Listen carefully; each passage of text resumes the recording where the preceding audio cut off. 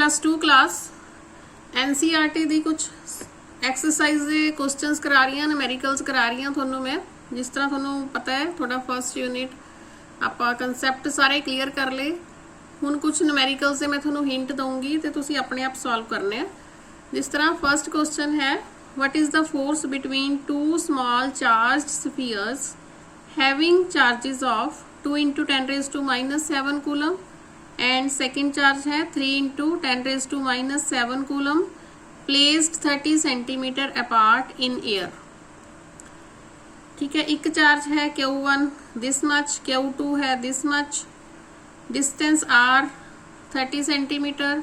ठीक है, आपा कैलकुलेट की करना है फोर्स। सब तो पहला जिहड़ा तुहानूं आर्टिकल कराया सी कूलम्स लॉ,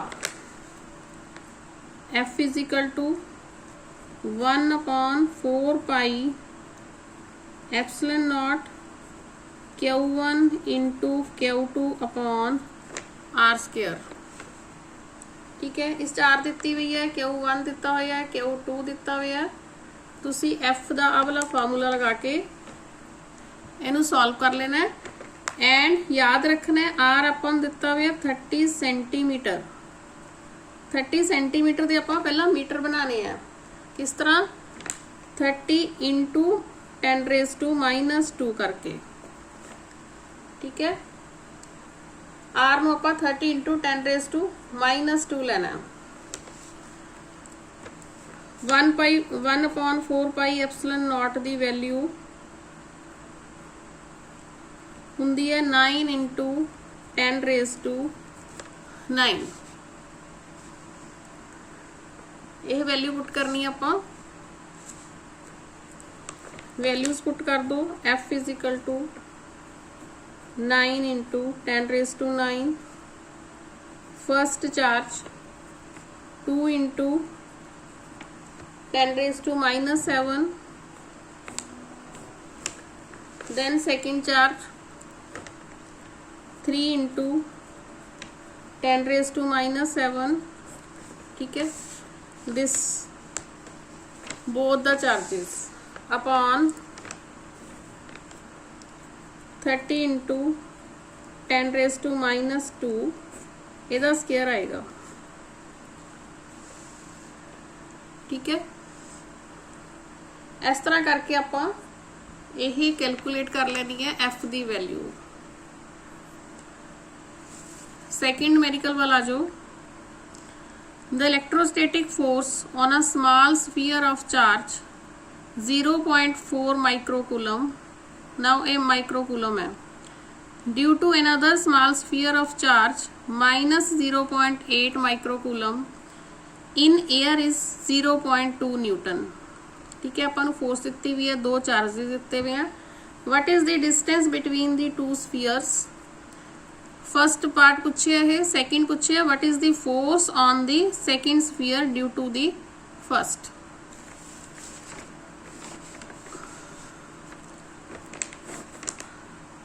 Q1 अपन दिता होया 0.4 माइक्रोकूलम। जो आप इसनों कूलम च चेंज करना है, देन इसनों आप मल्टीप्लाई करना है 10⁻⁻6 नाल। इस तरह ही Q2 है अपने को -0.8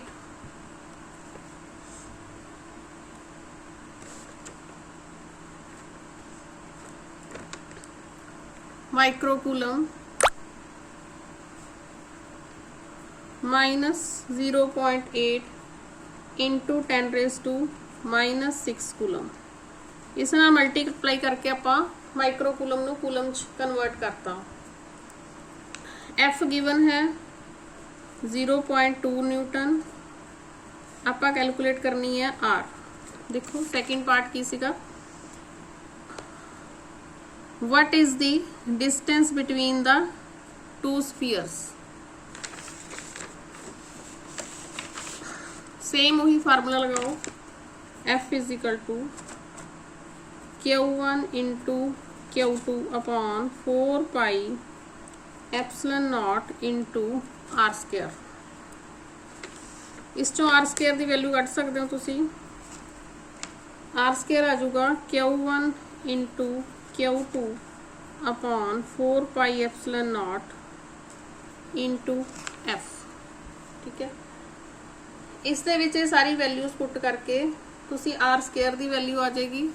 दैन तुसी उहदा वैल्यू का स्केयर रूट लैके आर की वैल्यू फाइंड आउट कर सकते हो। ठीक है, सेकंड है what is the force on the second sphere due to the first. Coulomb's law याद करो, force on the second sphere due to the first same होएगी। ठीक है, equal and opposite force exert करते हैं। सो जे 0.2 न्यूटन सीगी तो second time भी 0.2 Newton होएगी। उस तो अगे देखो, check that the ratio KE square upon GME into MP is dimensionless. आपां दसना है भी ये जी क्वांटिटी है डायमेंशनलैस है। Look up a table of physical constants and determine the value of this ratio. What does the ratio signify. सब तो पहले आप ये चकते हैं जो अपन दिता हुआ है KE square upon GME into MP। ठीक है,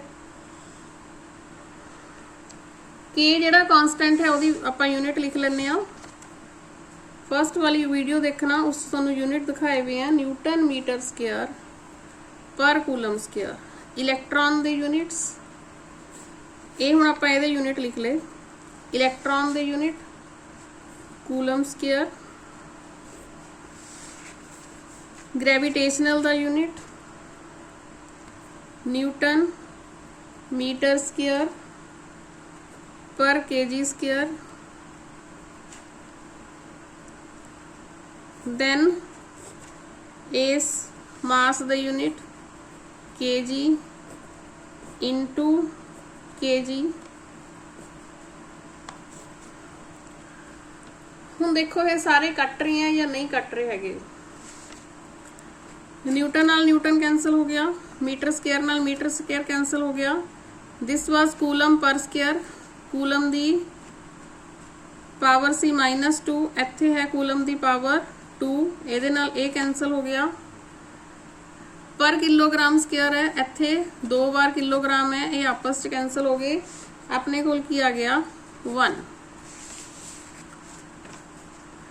मतलब अपने कोले इसकी डायमेंशनस आ गई M0, L0 एंड T0। इस तो की पता लगता है this ratio is dimensional lace. ये वाली जी आप रेशो दी हुई है ये डायमेंशनलैस है। ठीक है, हुण आपां K दी वैल्यू भी पुट करके देख सकते हैं, रेशो आपां सिग्नीफाई कर सकते। ये तो आपां दसता कि यह क्योंकि आपां नूं क्वेश्चन सीगा what does the ratio signify and look up a table of physical constants and determine the value of this ratio। ठीक है, हाले आप इस फर्स्ट सेकंड पार्ट कड्डे आ। फर्स्ट पार्ट देखो K दी वैल्यू, ए वाला जिहड़ा K दिता होया this K is equal to 9 into 10⁻⁹ newton metre square per coulomb square. And electron दी आ वाला electron 1.6 into 10⁻⁻19 coulomb. Now this G दी वैल्यू, ये वैल्यूज तुसी सारियां बिल्कुल थोनू याद होनी चाहिए क्योंकि बार बार थोनू न्यूमेरिकल दे विच ये लोड पैणगियां। विद यूनिट्स ये वैल्यू तुसी याद रखनी है। 6.67 into 10⁻⁻11 newton metre square per kg square. उस तो बाद है mass of electron and mass of proton. ये वैल्यूज कितनी होंदी है, mass of electron is equal to 9.1 into 10 raised to minus 31 kg. Mass of proton is equal to 1.66 into 10 raised to minus 27 kg. ਹੁਣ ਤੁਸੀਂ ਇਹ ਸਾਰੀ ਵੈਲਿਊਜ਼ ਇਸ equation ਚ ਪਾ ਕੇ कैलकुलेट कर लेनी है इस रेशो दी वैल्यू। ठीक है, उस तो बाद आ जाओ फोर्थ क्वेश्चन वाल। Explain the meaning of statement electric charge of a body is quantized. Electric charge of a body is quantized, इसका की मतलब है?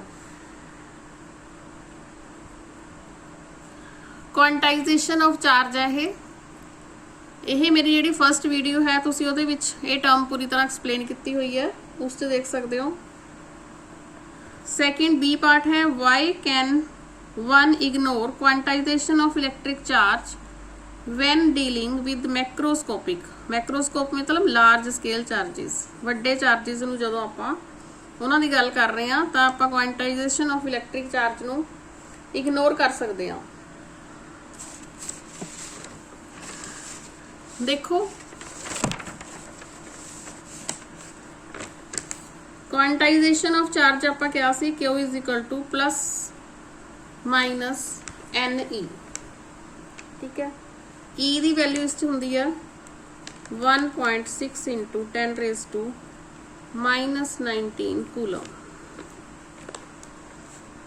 मैक्रोस्कोपिक लेवल ते लार्ज स्केल ते one deals with charges that are innermost compared to the magnitude of charge.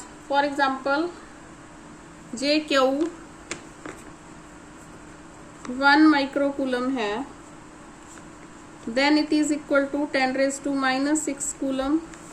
ठीक है, N is equal to Q upon E, मतलब 10 raised to minus 6 upon 1.6 into 10 raise to minus 19, ये आ जाएगा equal to 6.2 into 10 raise to 12। मतलब charge of 1 microcoulomb contains this much electrons. हुण इस fact की है, चार्ज कैन इंक्रीज और decrease only in units of e when 10 raise to 12 electron charges are involved and has almost no significance. ता microscopic level ते की होगा, graininess of electric charge और quantization of electric charge is of no practical consequence and hence it can be ignored. Charge can be considered as continuous.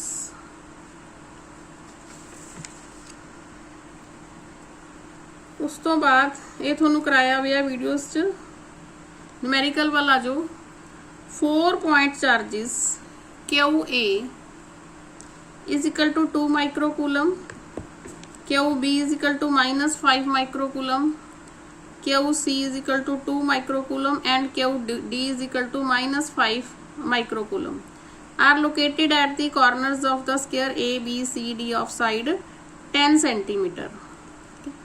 What is the force on a charge of 1 microcoulomb placed at the center of the sphere? ਆਪਾਂ ਨੂੰ ਇਸ ਤਰ੍ਹਾਂ ਦਾ ਇੱਕ ਦਿੱਤਾ ਹੋਇਆ ਹੈ, square ਦੀ farm ਦੇ ਵਿੱਚ ਚਾਰजेस ਰੱਖੇ ਹੋਏ ਆ।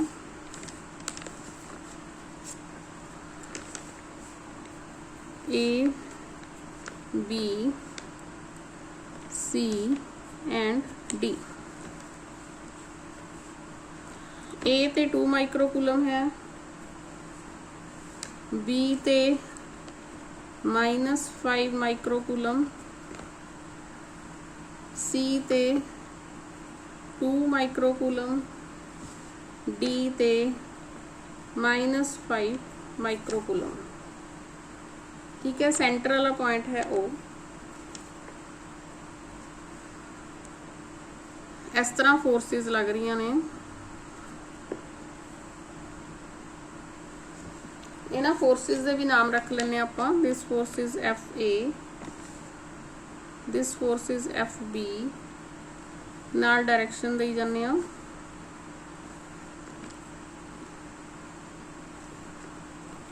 This is F C and this is F D. Diagonal बन रहा है ए सी ते बी डी, ए सी ते बी डी डायगोनल बराबर होणगे। तो इन्हों फाइंड आउट किवें कर सकते हैं आपां। साइड 10 सेंटीमीटर है, then they will be equal to 10 square plus 10 square. This will be equal to 10 into under root 2.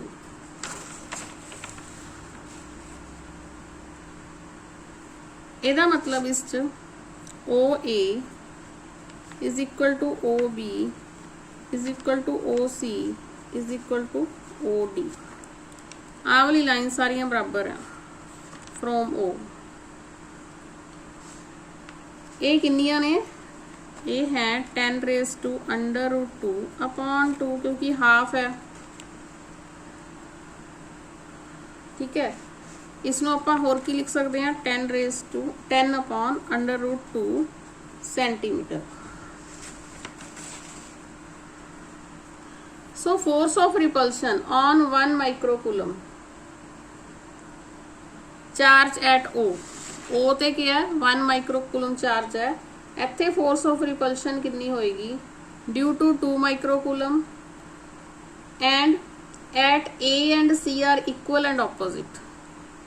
A and C ते इक्वल एंड ऑपोजिट होएगा, इस करके ये जिहड़ी दोने चार्जिस फोर्सिस हैगियां आपस च कैंसल कर देणगियां, ठीक है।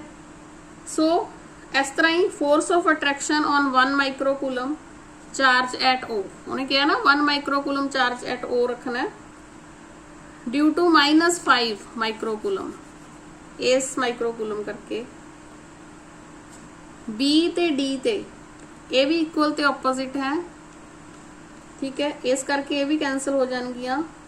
सो नेट फोर्स इस पॉइंट ते नेट फोर्स होएगा at 1 microcoulomb at point O it will be 0 क्योंकि दोनों फोर्सेस आपस च इक्वल एंड ऑपोजिट हैं।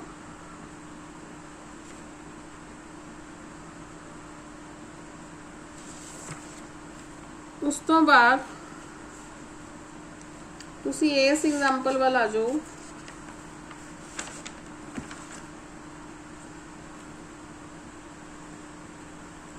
A system has 2 charges QA is equal to 2.5 into 10 raised to -7 कूलम, QB है 2.5 into 10 raised to -7 कूलम but in negative sign, located at points A point दिता हुआ अपन 0 0 and distance -15 centimetre and B point 0 0 plus 15 centimetre. What are the total charge and electric dipole movement of the system. हाँ जी, ਇਹਦਾ ਪਹਿਲਾਂ ਆਪਾਂ ਜਿਓਮੈਟ੍ਰੀਕਲੀ ਇਹਨੂੰ देख ਲੈਣੇ ਆ किस तरह है।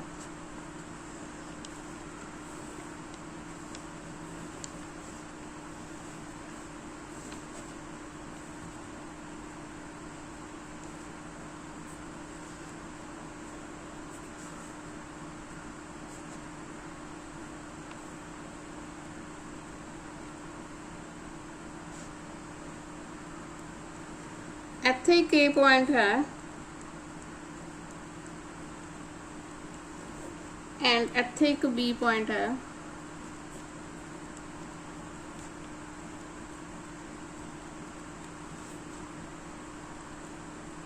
ਇੱਥੇ फोर्स है +QA, ਇੱਥੇ फोर्स है -QB।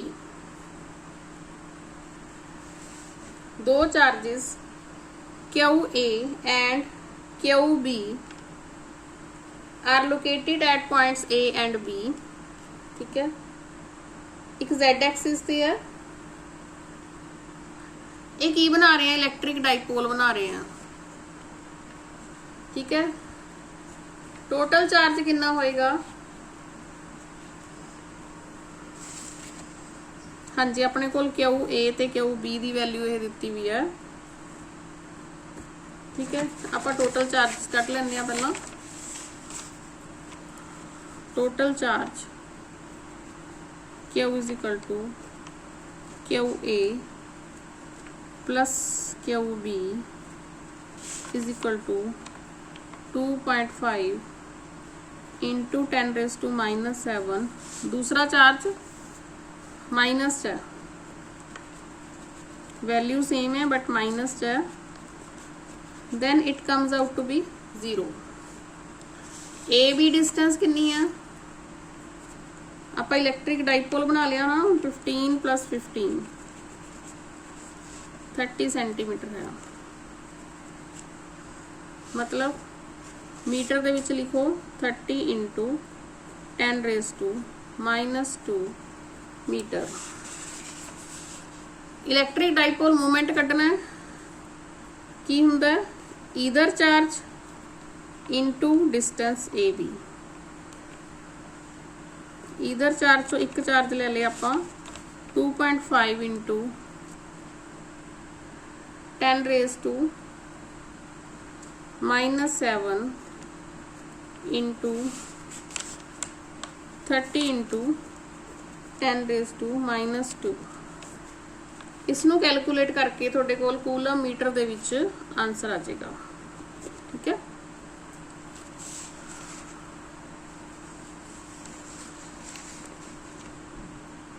उस तो बाद अगले न्यूमेरिकल आपां अगली वीडियो च करते हैं। तुसीं इन्ने समझो तो अपने आप करन दी कोशिश करो। थैंक यू बेटा।